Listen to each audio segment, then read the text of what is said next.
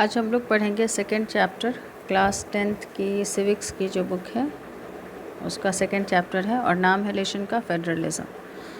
Eight first we will see what is federalism.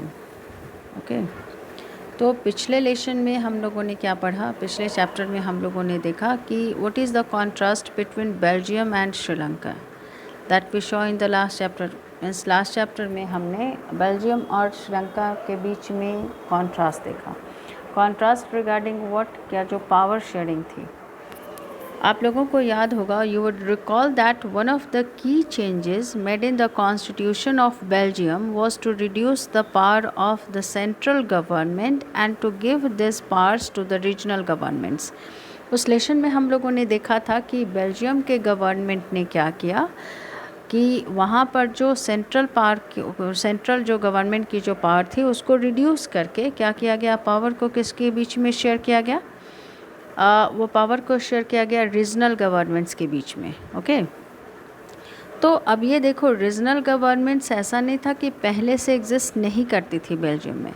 Regional government existed in Belgium even earlier, पहले भी थी, लेकिन फ़र्क क्या था कि they had their roles and powers but all this powers were given to this governments and could be withdrawn by the central government. It means what, कि जो बेल्जियम में पहले जो भी रीजनल गवर्नमेंट्स थी उनको पावर दिया था किसने? सेंट्रल गवर्नमेंट ने, और उस पावर को वो जब चाहती वो उसको विदड्रॉ कर सकते थे।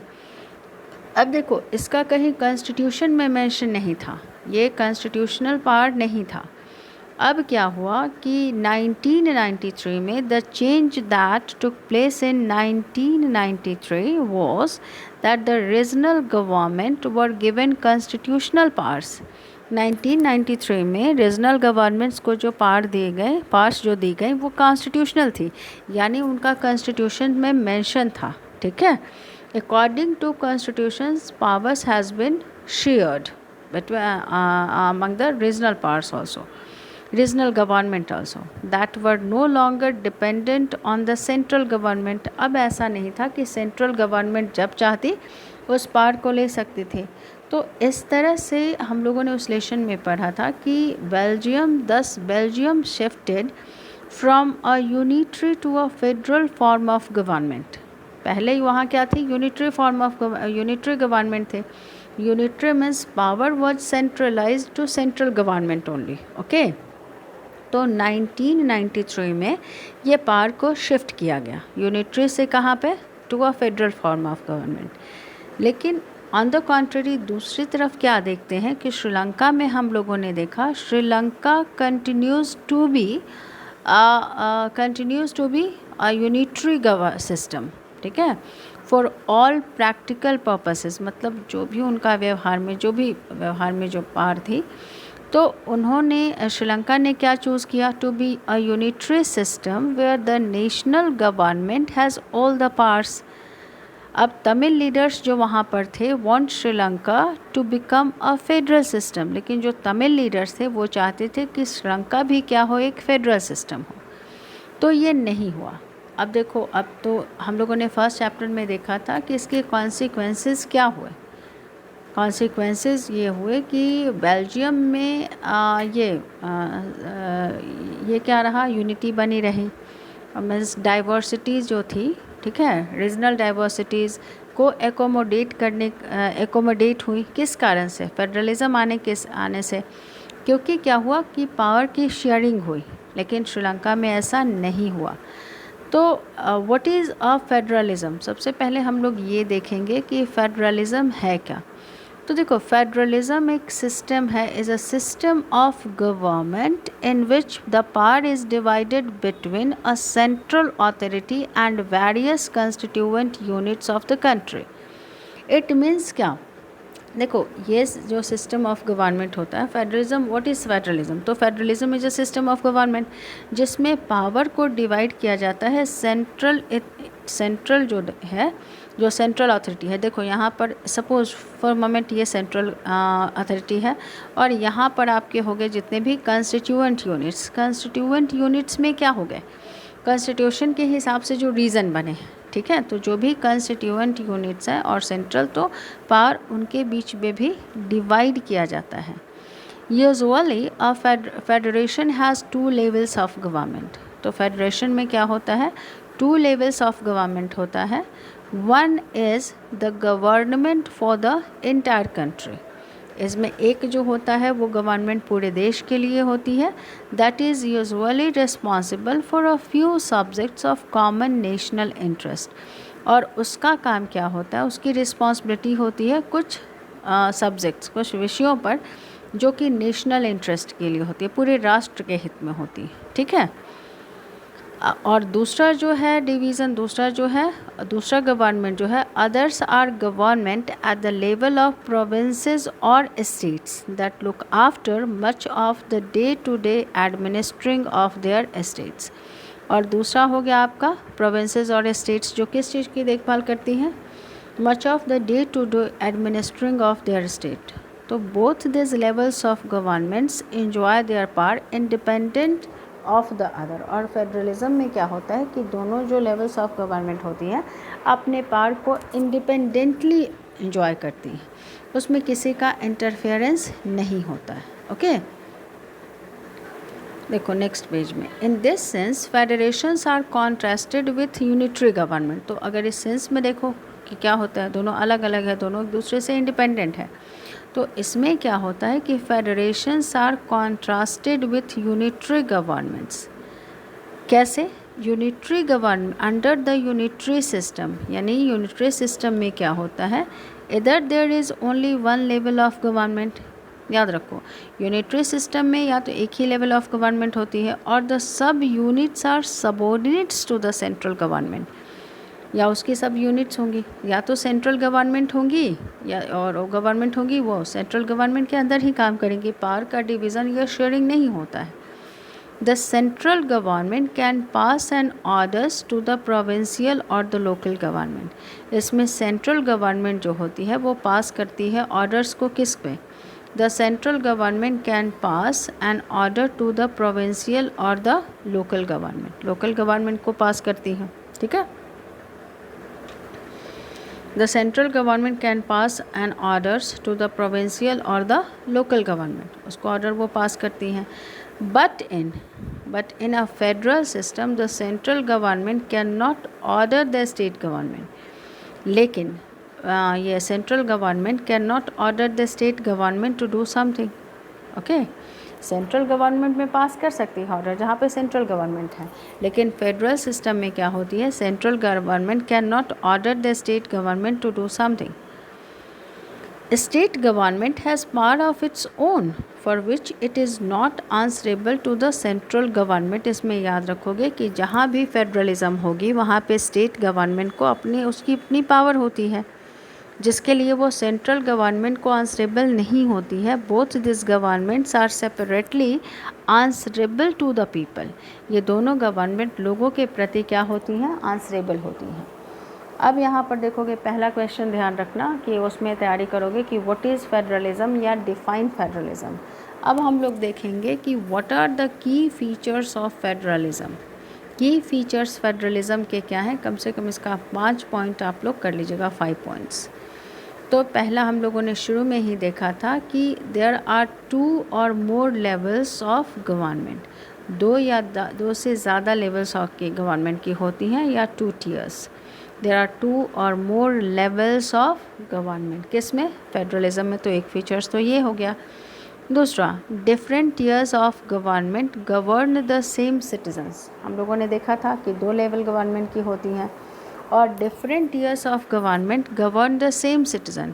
सिटीजन्स वही होते हैं, but each tier has its own jurisdiction.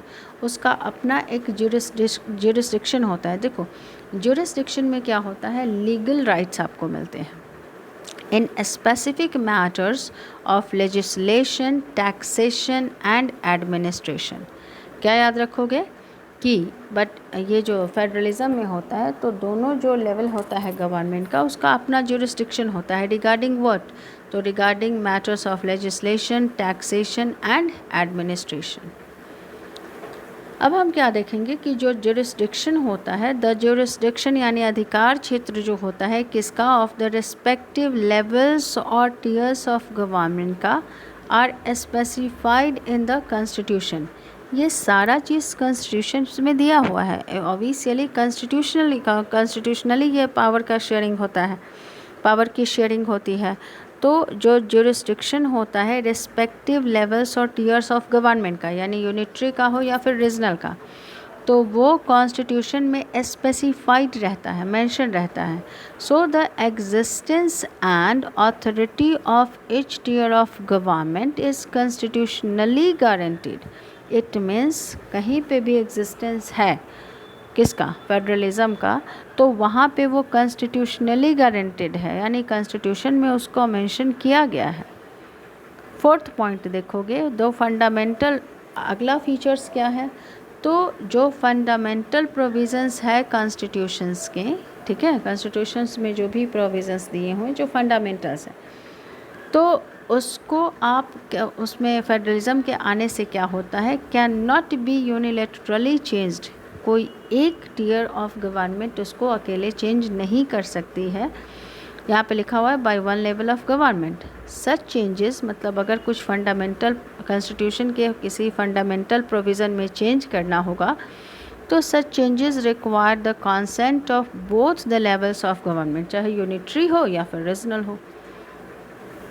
Courts have the power to interpret. Courts have the power to interpret the constitution and the powers of the different levels of government.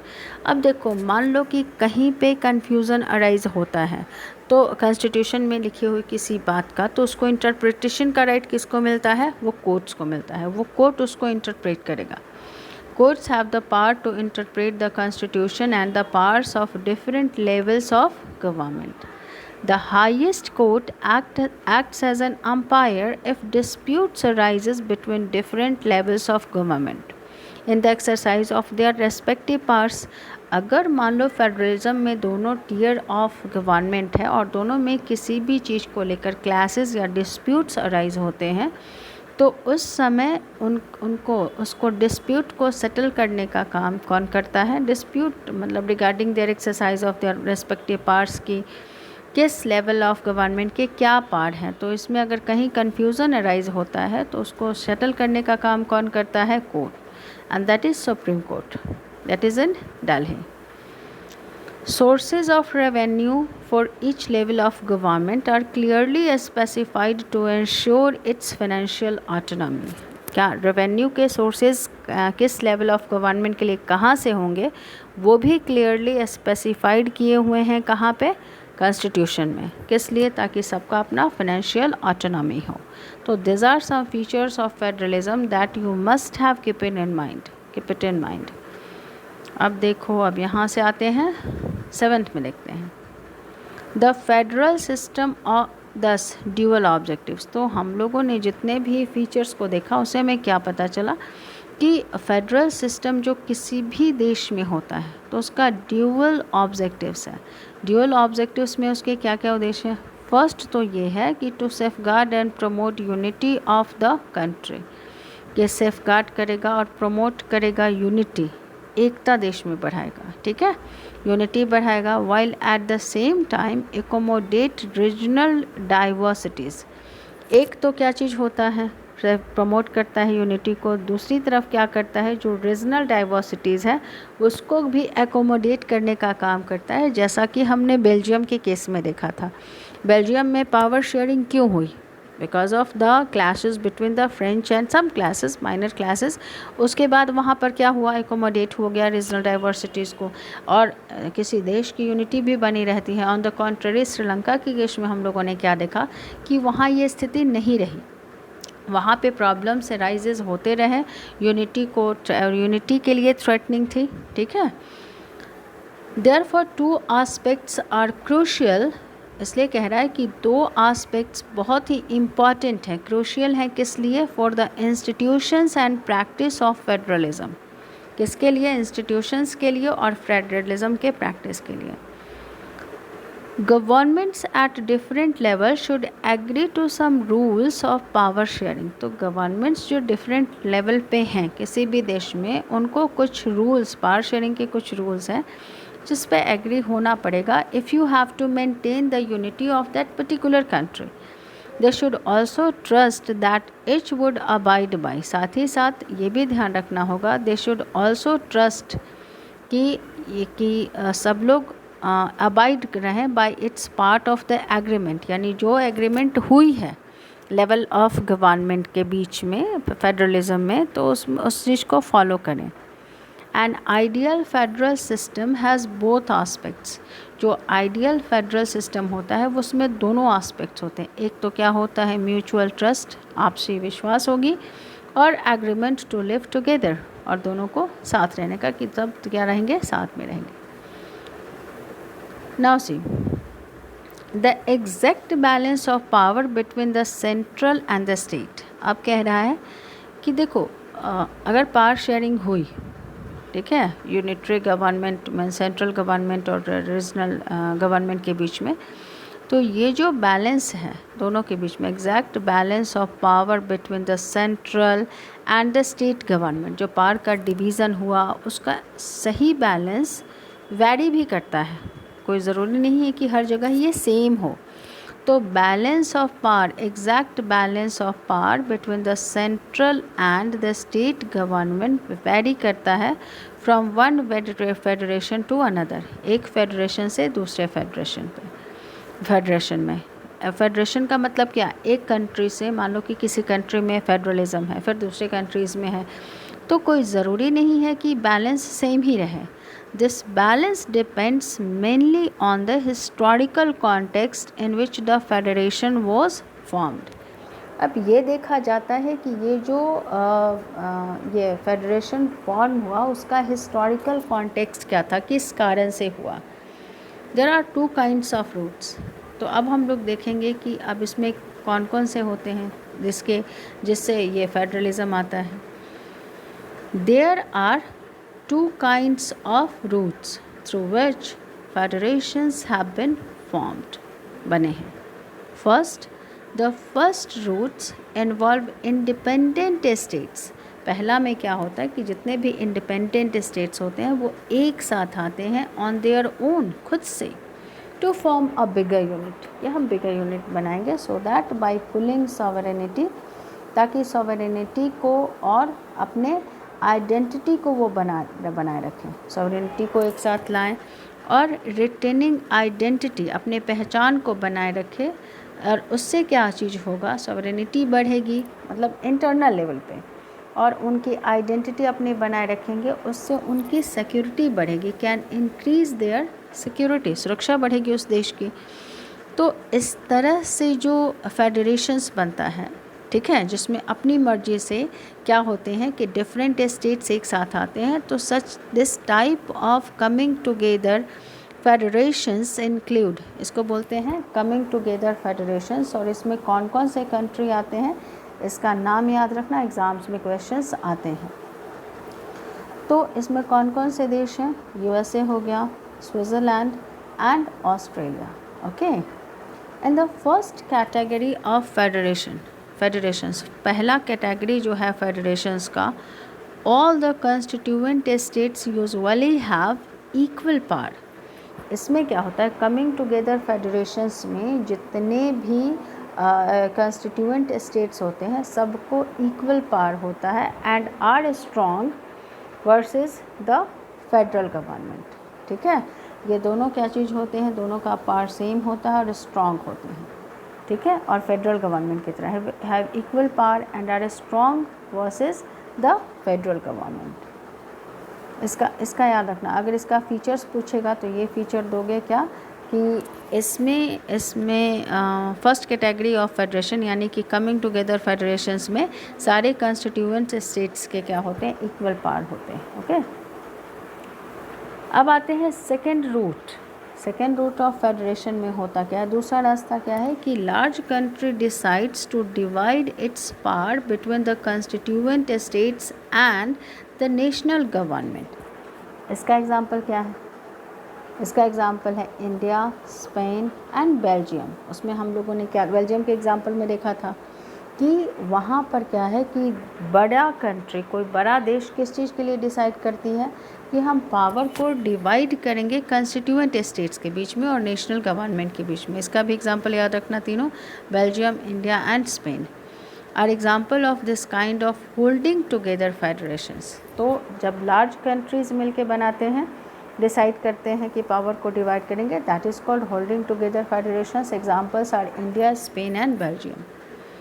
अब second category में क्या होता है, second category of federation means holding together federations में the central governments tend to be more powerful. Central government ज़्यादा powerful होती है versus the states, ठीक है। Very often different constituent units of the federations have unequal power. इसमें ये भी होता है कि जो अलग अलग कंस्टिट्यूएंट यूनिट्स होते हैं फेडरेशन के, हैव अनइक्वल पावर्स, उनको इक्वल पावर्स नहीं मिलती है। Some units are granted special powers. जैसे कि इंडिया के कॉन्टेक्स्ट में लो, बहुत सारे स्टेट्स ऐसे हैं जिनको स्पेशल स्टेटस विशेष राज्य का स्पेशल स्टेट का दर्जा दिया गया। तो उसमें क्या चीज़ हुआ, वहाँ पे ऑब्वियसली क्या चीज़ है, अनइक्वल पावर्स है। ओके, तो यहाँ पर फेडरलिज्म फर्स्ट में इस वीडियो में तुम 3 क्वेश्चंस की तैयारी करोगे। Define federalism, features of federalism, type of federations. Type नहीं, मतलब जो बनते हैं 2 तरह से, एक हो गया होल्डिंग टुगेदर फेडरेशन और एक हो गया coming together federations. Okay, second part में हम लोग डिस्कस करेंगे किस चीज़ के बारे में, यहाँ पे कि what makes India a federal country.